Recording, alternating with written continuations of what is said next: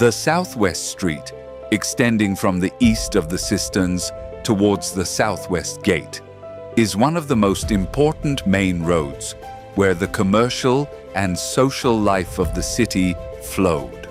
Along this bustling street, there are numerous residences and various production workshops bearing traces of the civic life of the ancient period.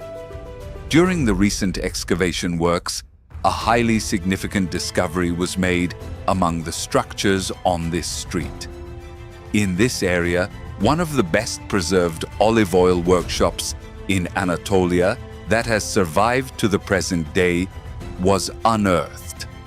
This situation clearly demonstrates the agricultural production power of Syedra in antiquity and its important role in the olive oil trade.